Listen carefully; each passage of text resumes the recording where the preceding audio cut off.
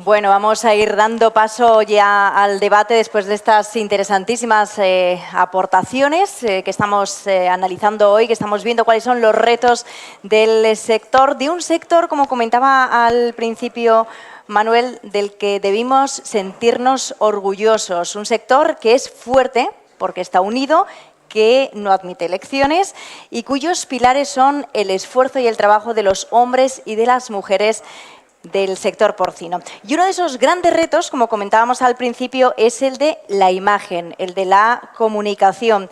Es una nueva asignatura, es lo que nos comentaba Alberto, pero no es una asignatura pendiente, sino una asignatura que tenemos que abordar.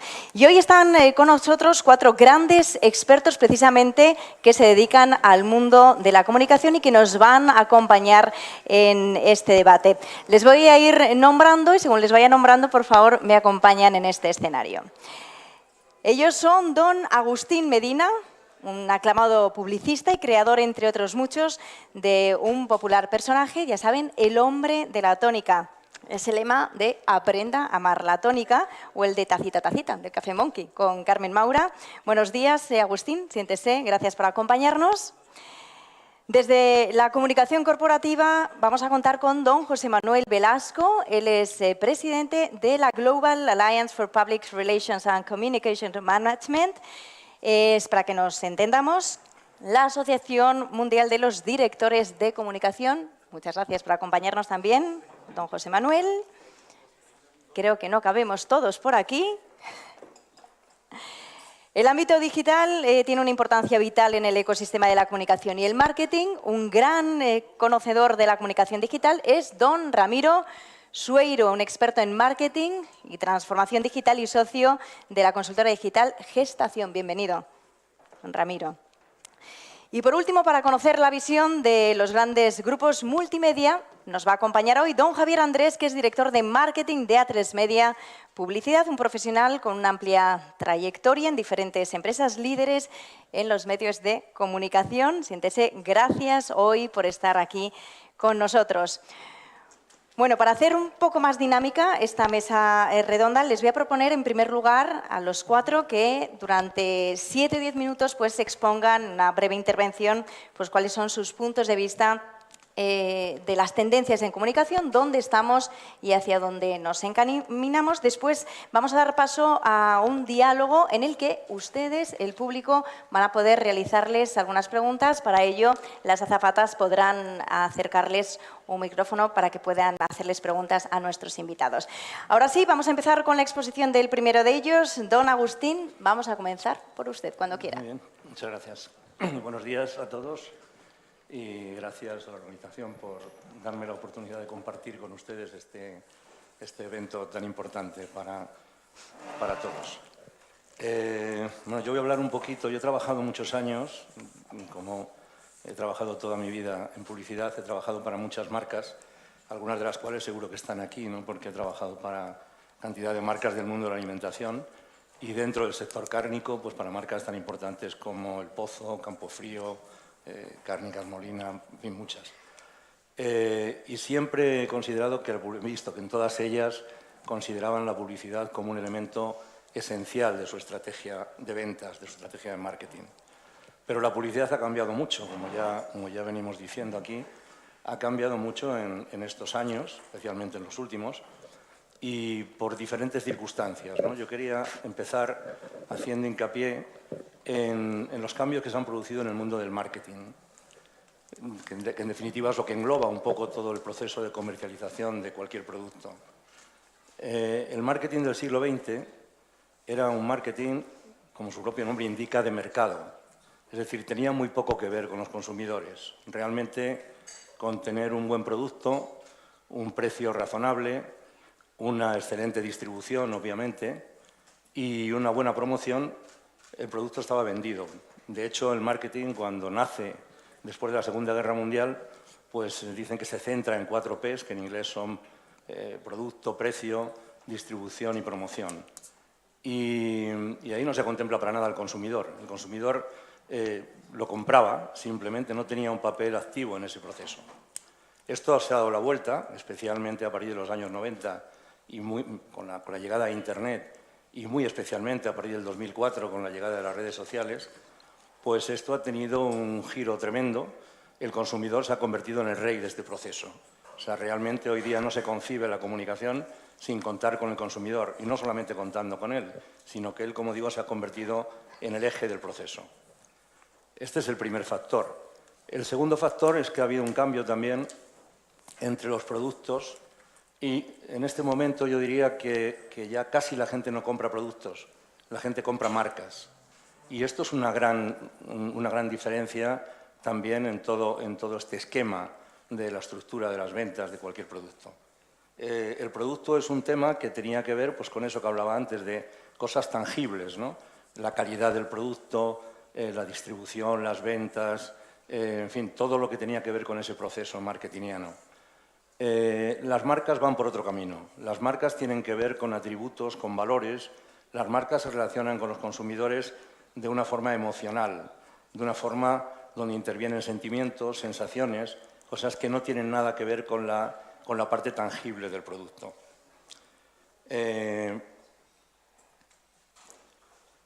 Yo diría que con una buena marca hoy día se puede vender cualquier cosa. Esto lo inventaron hace muchos años ya, quizá de una forma intuitiva, los modistas, ¿no? Que empezaron fabricando en los tiempos de Coco Chanel o Balenciaga hace 100 años, hacían ropa especial para mujeres especiales, hacían alta costura. Luego ampliaron su mercado con el prêt-à-porter, llegando a más público, a más gente, haciendo más asequibles sus productos.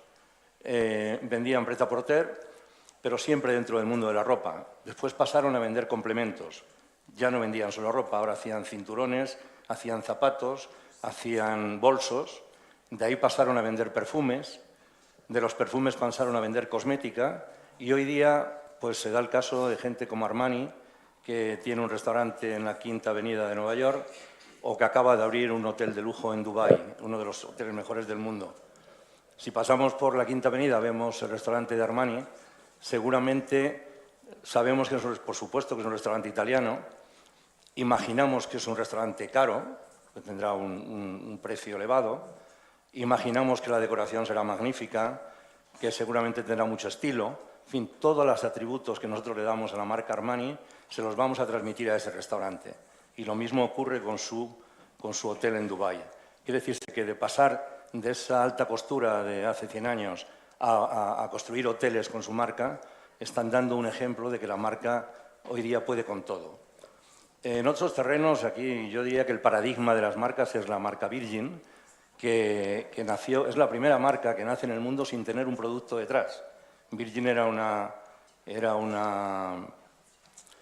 una revista universitaria que el señor Branson construyó con unos amigos, pero a partir de ahí empezaron a crecer de una manera vertiginosa y el día de hoy tienen más de 100 empresas en diferentes sectores tan diferentes como las compañías aéreas, los ferrocarriles de cercanías ingleses, bancos de cordones umbilicales, banca en general, seguros, bodegas, en fin, productos que no tienen nada que ver ninguno con otro. Es decir, si tienes una marca, el que tiene una marca, yo escribí hace poco un libro que se titulaba así, quien tiene una marca tiene un tesoro, porque realmente la marca es algo que hoy hay que cuidar por encima de todo. Y todo el mundo debe tener una marca. O sea, siempre, cuando hablamos de productos, estamos imaginando un consumidor final. Y claro, lógicamente todo el mundo sabe que para llegar a ese consumidor final hay que hacer publicidad, hay que hacer promoción y que tenemos que tener una marca. Pero también las empresas son una marca. También cuando uno vende a clientes que no son consumidores finales, también tiene que tener una marca. Hoy día, si no tienes una marca, realmente no puedes funcionar en ningún mercado. Y las marcas tienes que comunicársela, tienen que tener atributos y valores que le comuniquen a lo que hoy día se llama los stakeholders, no solamente al consumidor final, sino, si eres una empresa, a la propia gente, empezando por tus propios empleados, tienen que tener una imagen de esa marca. Los empleados, los clientes, los proveedores, las instituciones, la opinión pública, en fin, tu marca tiene que transmitir constantemente valores para estar engranada y asociada con la gente que se relaciona con ella. Yo creo que, bueno, hoy día hemos hablado a veces durante años de las marcas blancas. No existen las marcas blancas. Hoy día se llaman marcas de distribuidor, pero todos sabemos que no vale lo mismo la marca de Mercadona que la marca del Corte Inglés o que la marca de Día. O sea, es decir, que no existe esa marca teóricamente blanca que no está relacionada con nada. No es lo mismo comprar, ya digo, en un distribuidor que en el otro, porque el distribuidor está aportando su propia imagen a la marca. También ocurre otro fenómeno de las marcas, es las denominaciones de origen. Cómo ha influido, por en el mercado de vinos fue uno de los primeros, ¿no? Cómo asociarse para tener una cultura común, unos componentes comunes que dieran a esa región una personalidad y una marca, pues ahí tenemos un ejemplo de marca también distinta, ¿no? Y productos genéricos. Yo recuerdo en Estados Unidos hay una marca que se llama Perdue, que el señor Frank Perdue hace 50 años lideró los mercados de los pollos, poniéndole marca a esos pollos que se vendían a granel, o sea, que se vendían como sueltos en las pollerías, los retractiló y les colocó una marca, ¿no? Y lideró un mercado.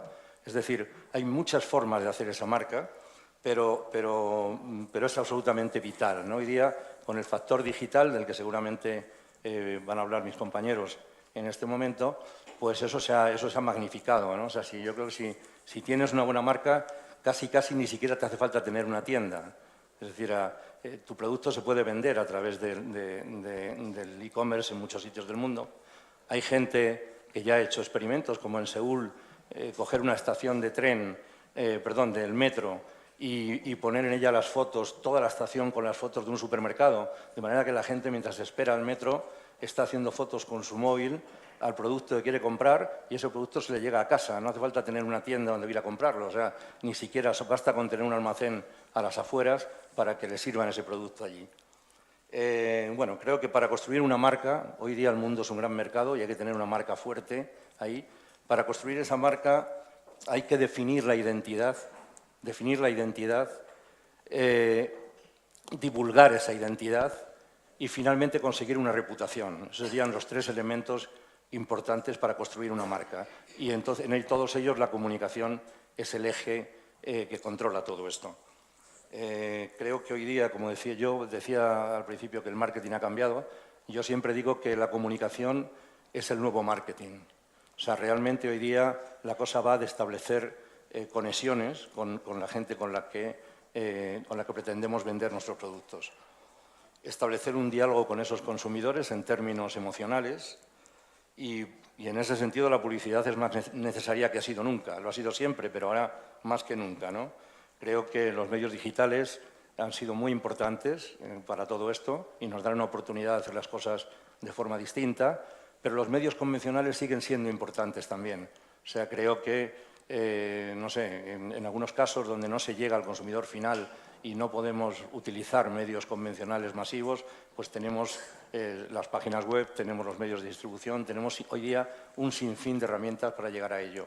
Pero lo esencial es que tengamos una buena estrategia de comunicación y sobre todo un plan de inversión continua. Esto no es un tema de aprovechar ahora que esta semana es el Black Day y entonces vamos a hacer ahí un poco de publicidad para ver si vendemos el producto, sino tener un criterio y una estrategia a largo plazo. Yo creo que con esto pues empiezo mi parte. Fenomenal, Agustín, muchas gracias. Del mundo de la publicidad vamos a pasar al mundo de la comunicación institucional.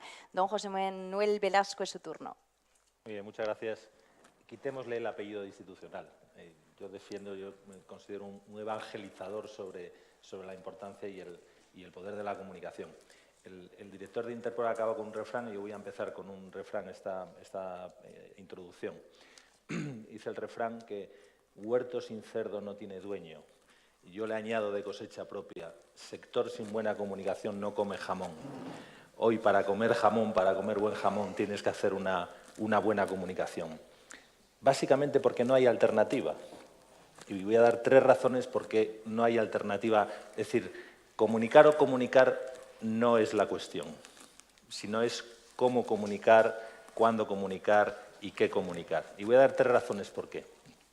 La primera es porque vivimos el principio de la era de la hipertransparencia. Es decir, ahora ya todo se sabe, o prácticamente todo se sabe. Antes, cuando tenías una duda a la hora de comunicar, podías preguntar al responsable de turno y dice, pero esto se va a saber. Si la respuesta es no, podías dudar entre comunicar y no comunicarlo. Ahora la pregunta no es si esto se va a saber, sino cuándo se va a saber. Y por lo tanto tienes que tomar la decisión si lo cuentas tú o dejan que lo cuenten otros. De hecho, el criterio de la anticipación en estos momentos es uno de los criterios más importantes a la hora de tomar decisiones estratégicas de comunicación. Y estamos en el principio de la era de la hipertransparencia, lo subrayo, porque esto va a ir a más. Se va a saber todo y todo va a estar disponible, accesible para los ciudadanos. La segunda razón es porque cuando hablamos de transformación digital o hablamos de innovación, la gran innovación que estamos viviendo, que tiene un componente cultural más que tecnológico, es que hemos empoderado al individuo con este cacharrito. Le hemos dado un cacharrito al individuo y con este cacharrito lo puede hacer casi todo, puede tomar todas las decisiones.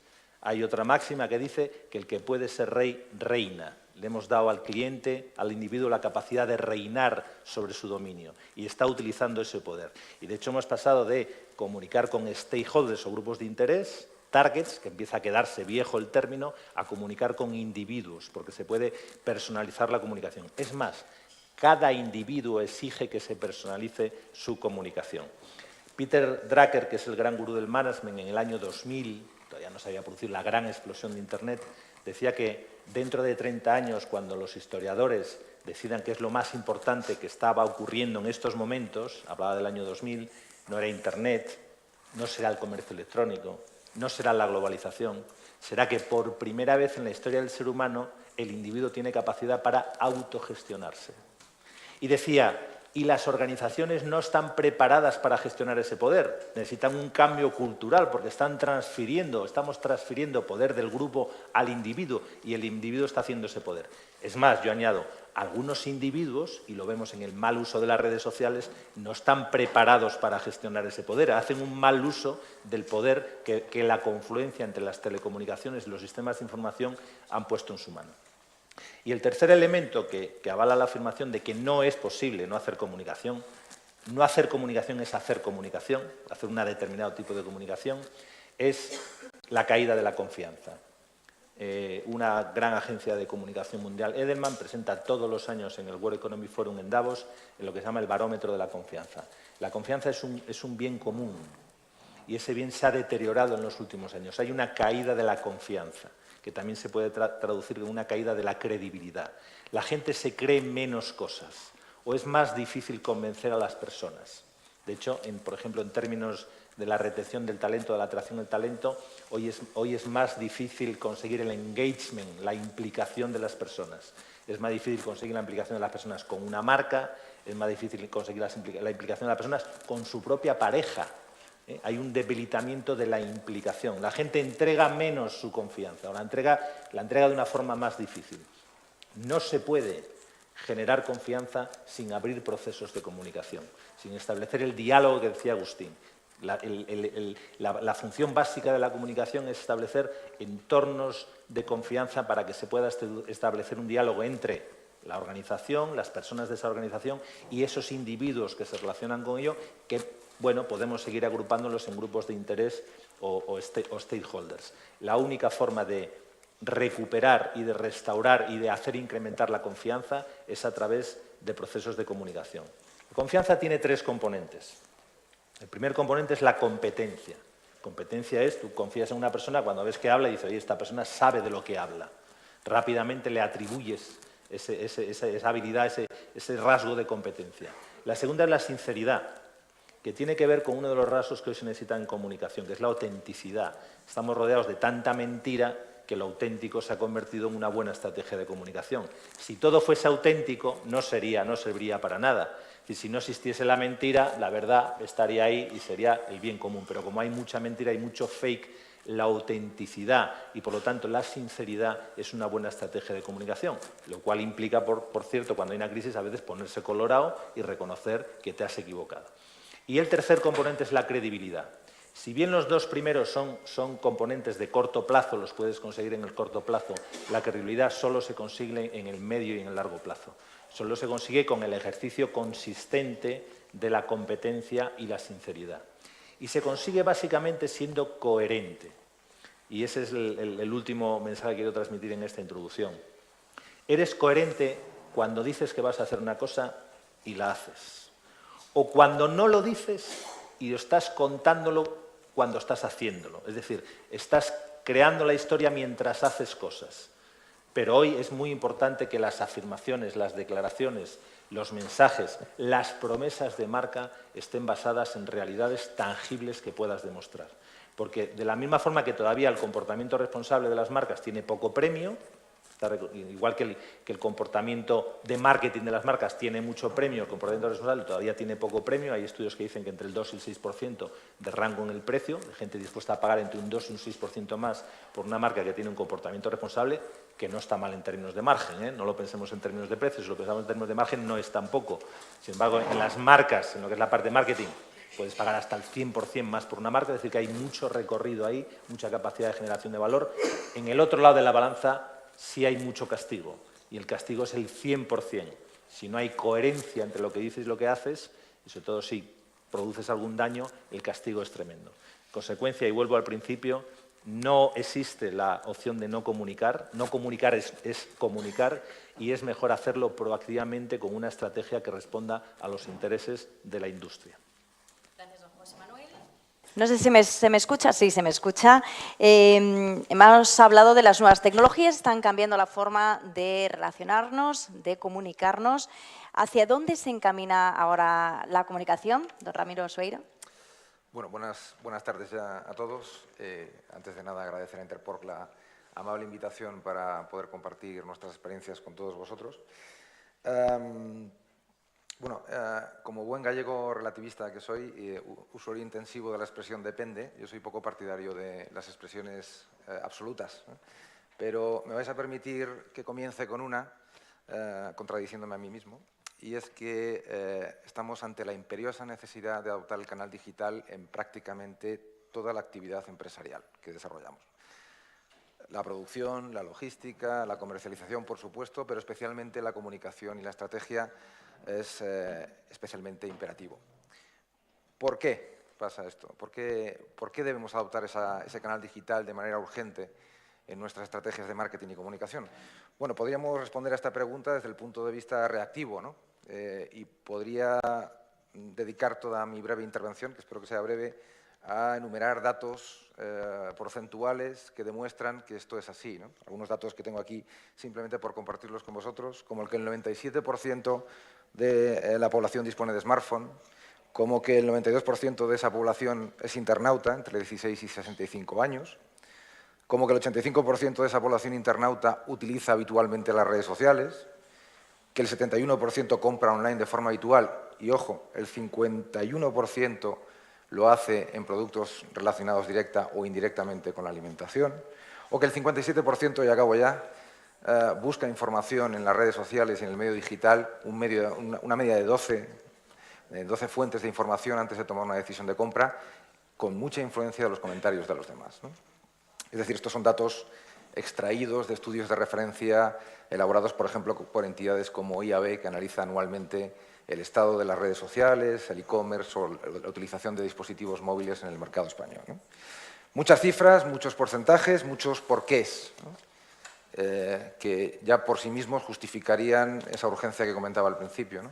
Pero en un foro como este, con un eslogan o con una declaración de intenciones que habla de afrontar nuevos retos y abarcar nuevos horizontes, creo que más que un enfoque reactivo, sería interesante responder a esta pregunta desde un punto de vista accionable, ¿no? Es decir, no por qué tenemos que abordar el canal digital, sino para qué, ¿no? Creo que es mucho más interesante y mucho más productivo para un sector como este, ¿no? Bueno, si me permitís, me gustaría enumerar 4 objetivos que, en mi opinión, están directamente vinculados a los objetivos de una organización como Interpork y que el medio digital ofrece la posibilidad de alcanzar y potenciar de manera exponencial, ¿no? Para empezar, alcance, local, regional, nacional, internacional. Estrategias tan básicas como el marketing de buscadores o el social media marketing permiten niveles de segmentación nunca vistos hasta ahora, que nos permiten realizar acciones de comunicación prácticamente one-to-one, ¿no?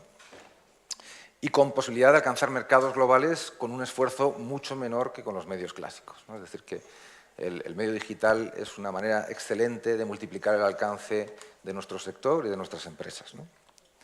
Como segundo punto importante, o como segundo objetivo que el medio digital permitiría potenciar, está la reputación, que ya ha salido en exposiciones anteriores y que mis compañeros han mencionado, ¿no? Vivimos en la época de la posverdad, de las fake news, de la información sesgada, y es fundamental hacer un seguimiento activo de las conversaciones que se producen alrededor de ciertas temáticas o de ciertos productos, ¿no? El medio digital vuelve a ofrecernos herramientas excelentes para este tipo de seguimientos, como el social listening, ¿no? Que son herramientas que nos permiten detectar conversaciones, sentimientos, opiniones y personas influyentes que están hablando de ciertas temáticas para tomar medidas oportunas, ¿no? O el Online Reputation Management, que es una estrategia que nos permite establecer medidas de protección ante ataques malintencionados o informaciones sesgadas o interesadas, mejorando nuestra reputación y nuestra audiencia potencial. Hemos hablado de alcance, hemos hablado de reputación. Otro tercer punto en el que creo que el medio digital es esencial sería la capacidad de prescripción. Como hemos dicho, como se ha dicho en anteriores exposiciones, si bien la vigilancia de la reputación es una estrategia más bien defensiva, podemos pasar al ataque, entre comillas, y emitir nuestra propia información, convirtiéndonos en generadores de contenido relevante y confiable, ¿no? Aquí es donde entran estrategias como emergentes, como el inbound marketing, que permiten a las marcas definir, conocer a su target, vamos a utilizar el antiguo término target, y convertirlo en buyers persona, es decir, perfiles que comprendemos, cuyas motivaciones conocemos y a los que podemos ofrecerles información relevante y útil en los puntos digitales que frecuentan habitualmente, ¿no? Y ya para acabar, con el alcance, la reputación y la prescripción, no podemos dejar atrás la rentabilidad, que es fundamental en cualquier negocio y que viene de la mano de la capacidad analítica que nos ofrece este canal digital, herramientas de marketing analytics que nos permiten monitorizar, corregir, ampliar o escalar las estrategias sobre la marcha y que, vinculados al Big Data, nos da incluso capacidad predictiva para que cada euro que invirtamos en nuestras estrategias de comunicación vuelva multiplicado en la medida de lo posible. Resumiendo, alcance, reputación, prescripción y rentabilidad. 4 retos que creo que el canal digital, en este caso, puede ayudar especialmente al sector a alcanzar. Gracias. Muchas gracias. Bueno, nos queda ahora saber cómo abordan el presente y el futuro los grandes grupos mediáticos, qué oportunidades se le abren al sector porcino para llegar a la opinión pública. Es su turno, Javier Andrés. Muchas gracias. Gracias también por la invitación. Yo, para empezar mi exposición, me voy para explicar el futuro de la televisión, me voy a ir al pasado. Cuando yo empecé a trabajar en esto hace 20 y pocos años, había pocas cadenas, 4 o 5, todas las grandes por encima del 20%, el mercado crecía a doble dígito, los precios crecían a doble dígito, y yo ahora me doy cuenta que si en vez de Javier Andrés hubieran puesto a la cabra de la Legión dándole a la tecla, aquello no se hubiera movido un euro. Nuestra situación ahora es muy distinta. Yo digo que estamos viviendo, las teles en concreto, un poco la tormenta perfecta. ¿Qué nos ha pasado desde entonces? Pues nos encontramos en un panorama en que cuando antes había 4 o 5 televisiones, ahora hay 80, 90, al alcance de cada uno de los espectadores. El 80% de la población accede a Internet. Más de la mitad de la población española ya tiene acceso a televisión de pago. O sea, la televisión de pago ha tardado en arrancar en España, pero gracias a los paquetes Triple Play ya casi todo el mundo tiene televisión de pago. Y el que no tiene televisión de pago tiene opciones buenísimas en contenido, en experiencia de usuario, como el Netflix de turno. Yo, sin ir más lejos, soy un cutre y pago 4 euros con una amiga mía y 2 personas a las que no conozco por tener Netflix, ¿no? Al final, como veis, es un montón de competencia para las televisiones, ¿no? Es lo que decimos la tormenta perfecta. Toda esta competencia, a Google, Amazon, Facebook, no sé si sabéis que se le llaman los GAFA. Cuando se le mete el quinto Beatle, que es Netflix, se le llaman los FANGA. Bueno, pues yo digo que estamos viviendo la tormenta perfecta, que la tormenta perfecta genera unas olas gigantescas y que realmente lo que nos toca a nosotros desde la tele es surfear con gafas. Bueno, pues en esas estamos, ¿no?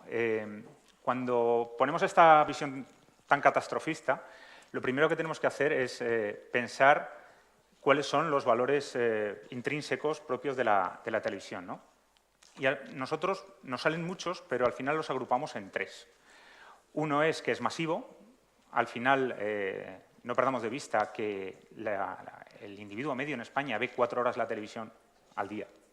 Dentro de esa poca implicación, yo estoy seguro que muchos de vosotros dedicáis menos tiempo a la pareja o a los amigos que esas 4 horas que se dedica a la televisión al día, ¿no? Más del 80% de la gente conecta con la televisión al día también, ¿no? Entonces, sigue siendo masiva, por lo tanto, cuando Interporc quiere hacer campañas de comunicación que llegan al 80% más de la población, la tele seguirá siendo la mejor opción. Es audiovisual. Que sea audiovisual, básicamente lo que te da es la ventaja de generar mayor atención en el espectador y mayor notoriedad. Y es seguro. En esta época de los fake news, sabemos que el contenido televisivo es un contenido profesional y no te enfrentas a muchos riesgos que tienes en otros medios, ¿no? Y luego aquí, pegado a esto, yo muchas veces oigo la reflexión de muchos medios digitales que hacen comentarios como: nosotros tenemos una medición auditada, tenemos solo contenido profesional, sin fake news, sin bots, sin fraude. Digo, coño, si esto es lo que somos nosotros desde hace un montón de tiempo, ¿no?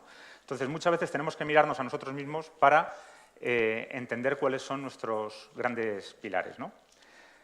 Pero nosotros lo que decimos es que para que la televisión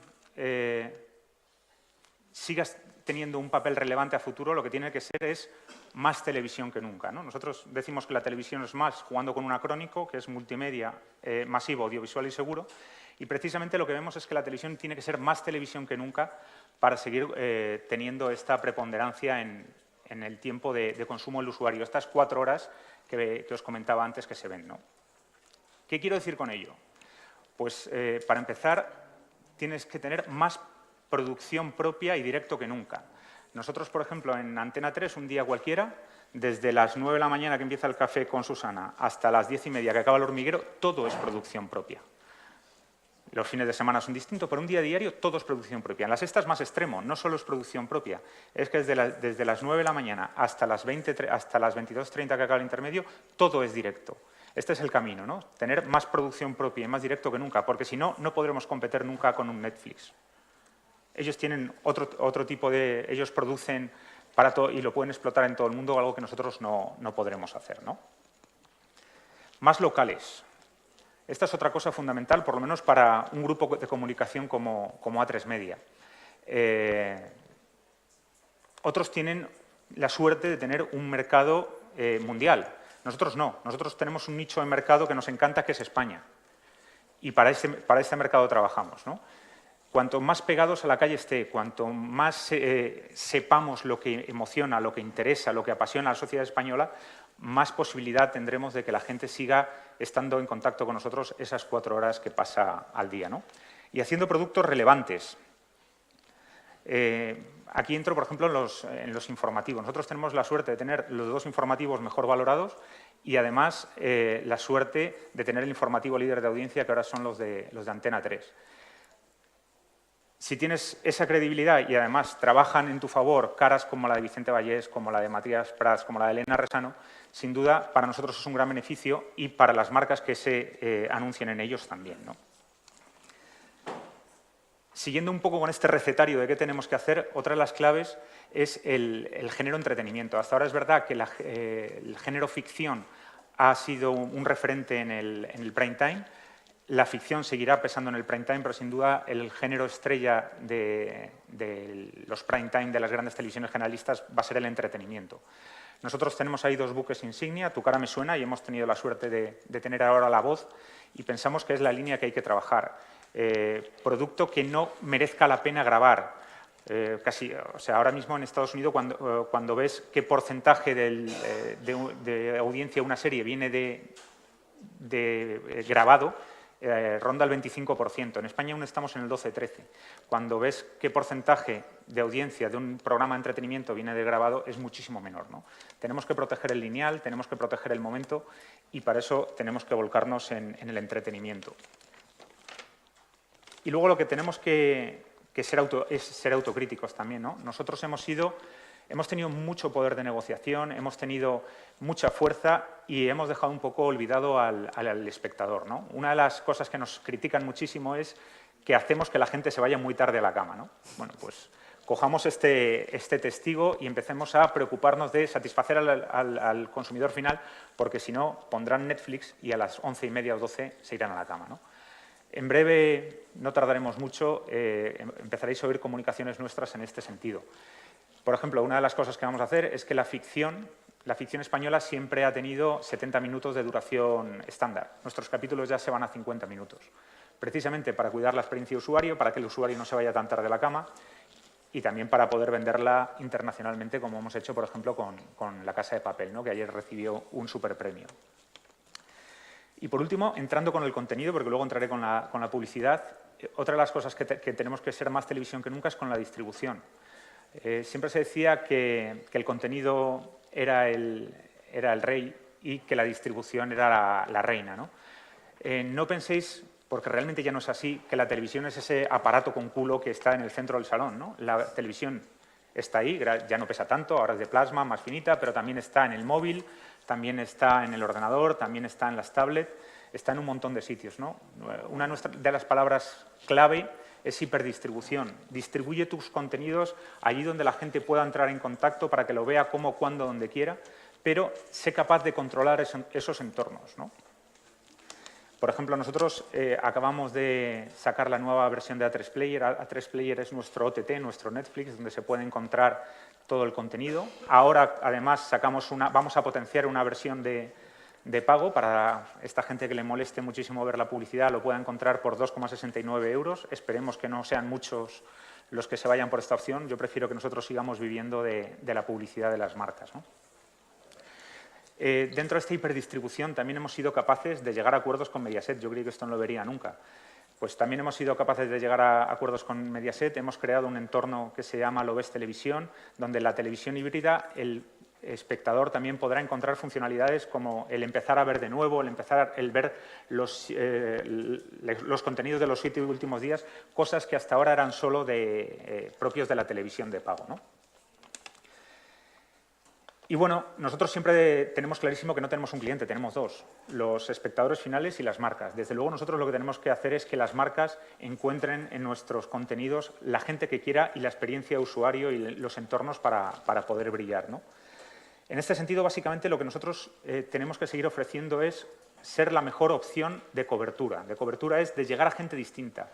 La segmentación se ha puesto muy de moda y con razón, porque cuando segmentas a tu público objetivo, le tienes ahí y llegas a él, es fantástico. Pero no nos olvidemos de una cosa, cuando realmente las campañas tienen éxito, no es cuando llegas a tu consumidor fidelizado, es cuando incrementas tus consumidores. Es ahí cuando realmente vuestras campañas tendrán éxito. Y es para eso para lo que sirve la televisión, para obtener cobertura, para llegar a nuevos públicos, ¿no? Una cosa yo que suelo ser muy autocrítico con nosotros mismos, otra cosa que hemos hecho más es hemos comoditizado demasiado nuestro producto con los GRPs, ¿no? Otra de las cosas que tenemos que ser capaces es de vender mejor nuestros contenidos y de vender mejor la publicidad que se integra en ellos. Yo creo que, aunque la ley es bastante restrictiva, meter vuestra comunicación en nuestros programas es algo que tendremos que favorecer para que estéis más cómodos y obtengáis la atención y la notoriedad que esperan las marcas. Y, desde luego, una cosa que ya estamos haciendo con todos estos cambios es demostrar que esto funciona. O sea, en nosotros tendréis el compromiso de investigar al máximo la eficacia de vuestra inversión y el retorno que os genera, ¿no? Solo de esta manera, solo con estas medidas y en esta gran tormenta perfecta, seremos realmente capaces de surfear con gafas.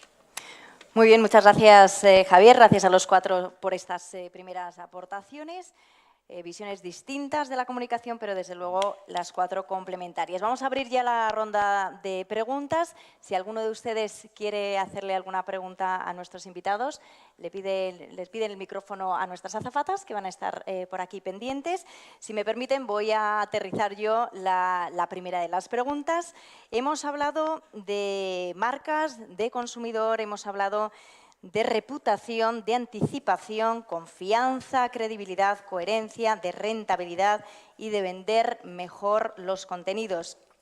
Pero ¿cómo lo aterrizamos realmente? O sea, ¿cómo conseguimos una estrategia de comunicación eficaz en esta industria de la alimentación, en concreto de este sector, que la alimentación, ya sabemos, es cuestión muy sensible?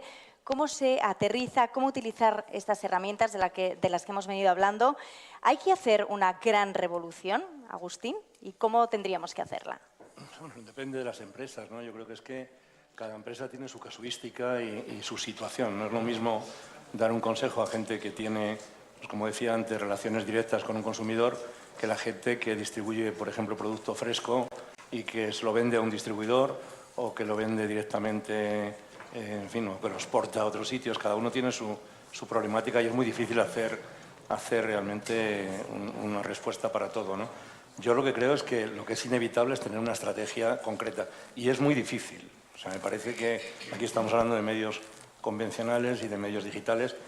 Yo, por ejemplo, creo que los medios digitales, sinceramente, están sobrevalorados.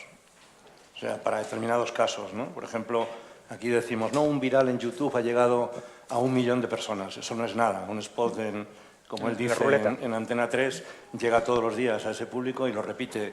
Con lo cual, para productos realmente de consumo masivo, todavía no hay ningún medio como los medios convencionales. Luego hay una confusión, por ejemplo, yo creo que las redes sociales, cada una tiene, o sea, YouTube es la plaza del pueblo, o sea, es decir, donde la gente va a contar su rollo allí, y unas veces, pues no solamente los fake news, sino tonterías que dice la gente. Entonces, ¿de qué sirve YouTube para una empresa? Sirve para poner una antena ahí y ver de qué se habla de tu marca, ¿no? Pero a veces no puedes hacer nada. Por ejemplo, si tú eres Coca-Cola o eres Apple o eres una compañía muy importante, el ruido que se genera espontáneamente sobre ti, tanto para bien como para mal, o sea, los que dicen que eres una maravilla y los que dicen que eres un horror, te sobrepasa. O sea, no hay empresa que tenga cantidad de dinero para soportar 300.000 community managers que manejen esa información. Entonces, si eres una empresa muy grande, realmente YouTube no te sirve más que para oír un poco de qué va. Y si eres una empresa muy pequeña, estás en un océano y eres una gota de agua, o sea, tampoco te vale mucho. No quiere decir que no valga para nada, quiero decir que hay que ponerlo en su justa dimensión. Y entonces depende de qué es lo que tú buscas ahí, qué tipo de empresa eres. No sé, por poner otro ejemplo, si vamos el 70% de la publicidad del mundo digital está en Google y en Facebook. Y desde un punto de vista creativo, por ejemplo, de publicidad, pues Google es... los Google AdWords son los anuncios viejos, anuncios por palabras de los periódicos.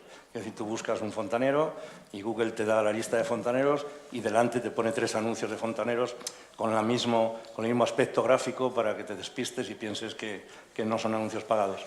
O sea, realmente, ¿para qué sirve cada red social? ¿Para qué sirve cada uno? Es una historia que hay que pensar muy bien.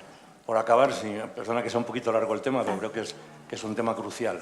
O sea, yo tengo 15.800 seguidores en Twitter y muchos miles en LinkedIn, y me preocupo mucho de las redes sociales. Un éxito, si yo hago un comunicado ahora mismo y digo, estoy aquí hablando en este tal, voy a recibir, en un momento de éxito, 200 personas lo van a ver. A pesar de que son 15.800. La gente piensa que si yo me comunico con 15.800, mis 15.800 seguidores lo han visto. Es mentira, porque todos no están aquí en este momento pendientes de su smartphone para ver qué digo yo en este instante, ¿no? Entonces,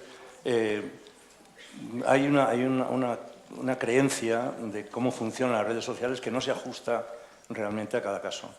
Facebook sirve muy bien, pues ahora que estamos en elecciones en Andalucía, pues para, no sé, para micro targets, ¿no? O sea, si yo quiero en un pueblo de Andalucía donde me estoy jugando un voto, los de Ciudadanos con PP, por ejemplo, o con, no sé, ahí puedes hacer un micromarketing a través de Facebook, ¿no? O sea, cada red es un mundo, entonces y cada empresa a su vez es un mundo, con lo cual la problemática es muy difícil poner las juntas. Hay que estudiar el caso, gente profesional que contraten gente para hacerlo y que establezca una estrategia ad hoc para cada empresa.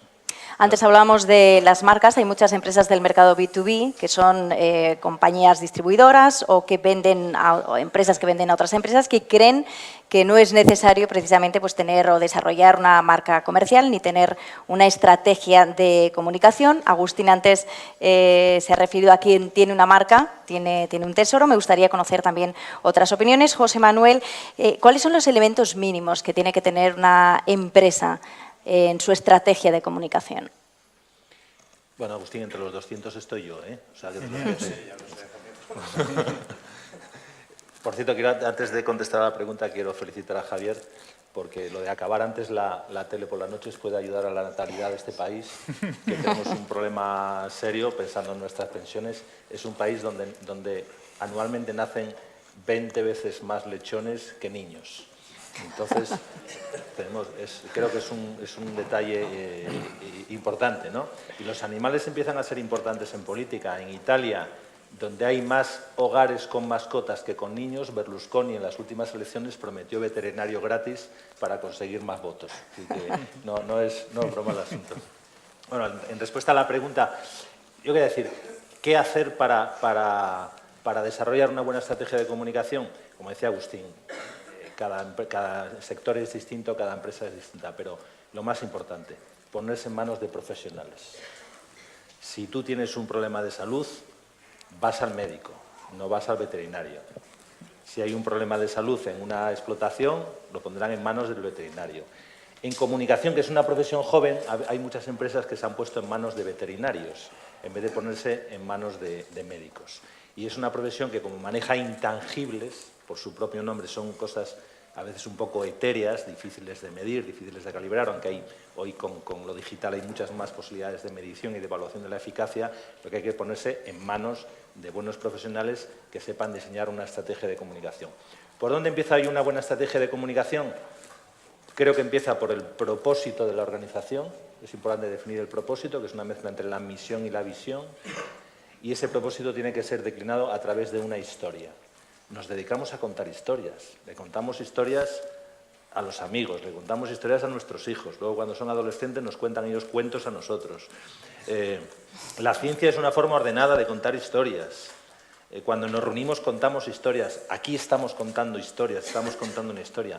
Pues un elemento básico de una organización, de una empresa, de una marca, es que cuente historias de una forma ordenada con un propósito, con un para qué. ¿Para qué estoy contando esta historia? Obviamente para vender más, para conseguir más reputación, para lograr la implicación de los distintos grupos de interés. Ponerse en manos de profesionales, definir un propósito, contar historia y gestionar las relaciones a través de contenidos. Lo importante no son los contenidos. Dice que el contenido es el rey. No, lo importante son las relaciones que puedes generar con esos contenidos, relaciones que debes atender. Y hoy, yo también digo, la inteligencia artificial, que está teniendo un desarrollo exponencial, va a hacer más importante la inteligencia emocional. Si va a haber menos oportunidades de contacto con las personas, con los individuos, lo emocional será más importante. Por lo tanto, hay que hacer una buena combinación entre las nuevas tecnologías y las relaciones de toda la vida, que eso se llama tratar bien a la gente. Interpork nos comentaba en su exposición Alberto, el director de Interpork, que está haciendo una gran labor, ¿no?, para comunicar en positivo en los medios de comunicación, pues campañas exitosas, todos los beneficios del sector y de su producto. Pero ¿cómo puede el sector cárnico captar realmente la atención de los medios de comunicación? Javier. Bueno, a ver, yo creo que a mí hay una cosa que me gusta mucho que están haciendo a Interpork, es algún territorio que tenían ya ganado, que es el del sabor, atribuirle otras facetas más vinculadas a la salud. Además, este año, a través de Alberto, han hecho una cosa que a mí me ha gustado mucho y creo que está muy bien tirado, y es que hable bien de ellos un tercero que no son ellos mismos. Y esto lo han hecho con nosotros con nuestra campaña Objetivo Bienestar, ¿no? No es lo mismo que tú vayas a una discoteca y le digas a una chica que eres tremendo y eres un máquina a que se lo diga una amiga suya, ¿no? Es, por poner un ejemplo. Pues nos fiamos más, ¿no? Nos fiamos cuenta un tercero más de lo que dice un tercero. O sea, todo espectador sabe que una marca va a hablar bien de sí mismo, ¿no? Sin embargo, a este espectador le puede sorprender o le puede dar una mayor credibilidad cuando el que habla bien de ese producto es un tercero, ¿no? Y esto yo creo que, por ejemplo, ha sido una estrategia bastante inteligente utilizada por Interpol. Luego yo creo que básicamente lo que hay que hacer para llamar la atención es tener un discurso coherente y salirse un poco del carril. O sea, la televisión sigue siendo un medio muy demandado, sigue habiendo bastantes mensajes publicitarios, pero hay una serie de claves que permiten moverte y de esta manera tener algo más de visibilidad que el resto. Yo, por ejemplo, soy muy fan de lo que es la integración de los mensajes en programas. Yo creo que esto te da un plus de notoriedad, un plus de visibilidad, que también animo a ellos que lo utilicen. Perfecto. Yo creo que hay una cuestión que preocupa en cierta medida al sector porcino, son esas acciones, esas denuncias de protestas de colectivos anticárnicos, de veganos, no solo contra la carne, sino también contra el colectivo en general, o ante una fake news, una media verdad. ¿Cómo se combate todo esto? ¿Cómo se contrarresta, Ramiro? Bueno, primero con un sistema de alerta, para empezar, porque, como bien comentaba Alberto en su presentación, es necesario tener una red de monitorización de lo que está pasando para que no te pille una crisis demasiado tarde cuando ya no tiene solución, ¿no? Entonces, lo primero es tener las ondas oportunas distribuidas en los entornos digitales para saber quién está hablando, de qué está hablando, cuál es el sentimiento hacia lo que está hablando, quiénes son las personas relevantes que están comentando esto, ¿no? Esto nos permite poner en marcha acciones de gestión de crisis de reputación online con diversas técnicas que no voy a explicitar aquí porque sería muy largo, pero que van desde el posicionamiento orgánico en buscadores hasta contrapartidas en la generación de contenidos que compensan esos efectos, ¿no? Pero más que una estrategia reactiva ante este tipo de cosas, es mucho más rentable una inversión previa al convertirnos nosotros en fuente de información relevante, ¿no? Es decir, si el sector es capaz, que lo es, de generar contenidos creíbles, como bien ha comentado Javier, mencionados por terceras personas que además tienen más credibilidad, lo que hacemos es crear un colchón de protección alrededor de posibles crisis de este tipo, ¿no? Entonces, una de las cuestiones críticas que cualquier sector tiene que tener en cuenta hoy en día es que, además de hacer lo que hace, tiene que convertirse en un editor de contenidos de relevancia y ser capaz de distribuirlos en los entornos adecuados para generar una corriente de opinión adecuada a lo que se pretende conseguir en la audiencia, ¿no? Básicamente que no tiene que ser un trabajo de día a día, ¿no? Una labor constante, ¿no? Para después afrontar esas situaciones complicadas. Hablaba, creo que Alberto, también de 78 casos de crisis que se han tenido que gestionar en este último año. Sí que me gustaría seguir hablando de esto un poco, saber cómo prevenirlo, cómo reaccionar ante todo ello, cuál es la fórmula realmente para gestionar una crisis, Agustín. Yo creo que esto lo contesta mejor José Manuel. Pues José Manuel. Bueno, yo una temporada cuando estuve en Renfe muchos años, y una temporada que me llamaban para todo congreso de crisis, me llamaban y dice, oye, llámame para otra cosa, que ya estoy de hablar de crisis, pero bueno, de alguna forma sí he sido experto en crisis, he gestionado muchas crisis. Hoy se habla que haya muerto la comunicación de crisis, y ese dato que ha dado es tremendamente relevante. Hoy todos los días hay una crisis, con lo cual los manuales esos que hacen, yo colaboro con una consultora, o sea que no tiro piedras con el dedo, pero esos manuales que hacen las consultoras de 400 folios y tal, cuando hay una crisis nadie los saca, nadie va al libro y dice, voy a ver ahora qué hago con la crisis, porque la crisis requiere una respuesta muy inmediata. Yo decía que en las crisis hay que tener claro tres cosas, muy rápidamente. Un único mensaje, es decir, el primer mensaje que vas a transmitir, porque ese mensaje tiene mucho recorrido, hay mucha sensibilidad. Una elección de un portavoz, que es una decisión muy importante, y un único tempo, que es cómo arbitrar el tiempo, cuando hay una crisis en la que intervienen los medios, el tiempo en el que están los medios están en el ya, y el tempo que tú necesitas para preparar las cosas. Es probablemente la decisión más difícil, cuando comunicas con un mensaje contundente, porque ese primer mensaje va a ser muy determinante. Pero, desde luego, la mejor forma de protegerse ante una crisis es con una buena reputación. Cuando tienes una buena reputación y tienes credibilidad, cuando sales puedes combatir con fuerza las agresiones que puedas recibir. Este verano el propio sector ha tenido que responder a una crisis fruto de una publicación en The Guardian que confundió el número de cabezas con el número de sacrificios. Entonces, publicó que en España había una gran preocupación en temas como por las consecuencias medioambientales de que había más cerdos que habitantes, lo cual no era cierto. Se había producido más sacrificios que el número de habitantes tenía España, ¿no?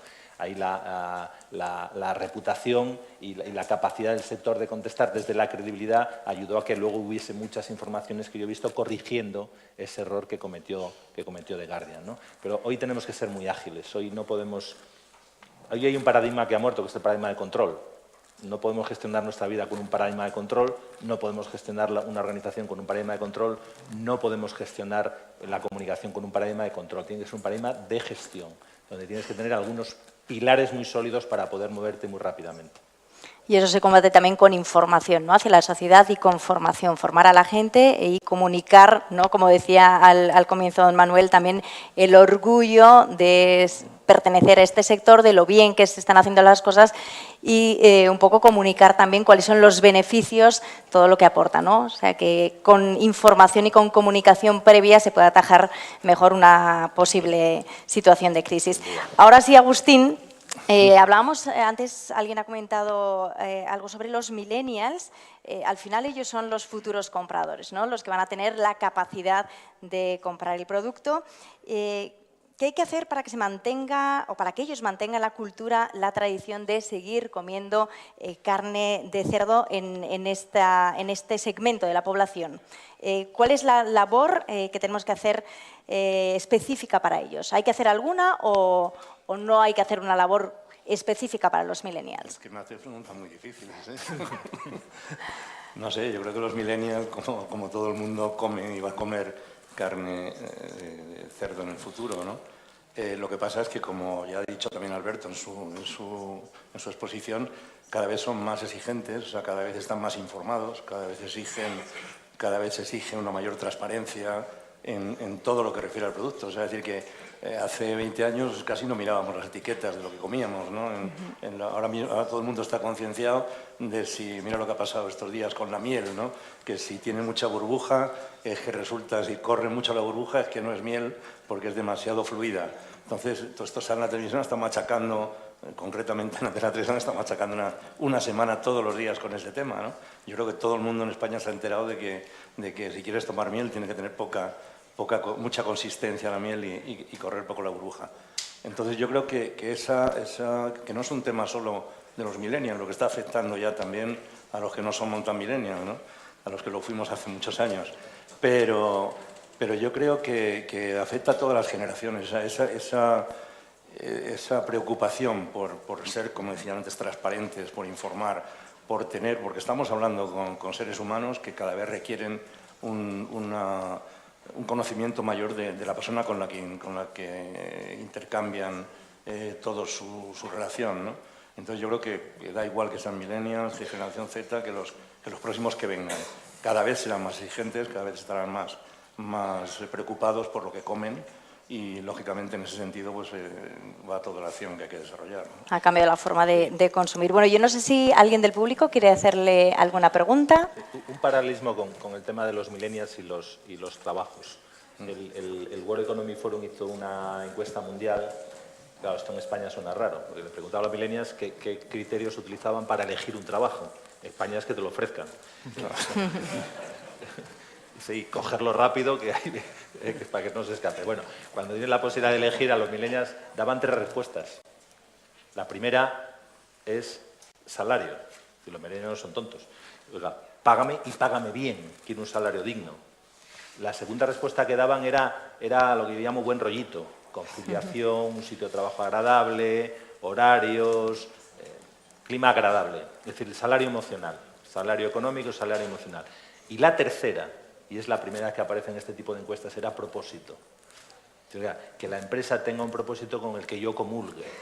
De ahí que, por ejemplo, las empresas energéticas, yo sostengo, van a tener que pagar mejores sueldos, porque van a tener problemas para colocar su propósito cuando el propósito está enfrentado a lo que es la percepción del cambio climático, ¿no? Entonces, los millennials, en línea con lo que decía Agustín, son más exigentes porque todas las generaciones son más exigentes, tienen más información, estamos en un entorno de hipertransparencia y van a preguntar cosas más profundas.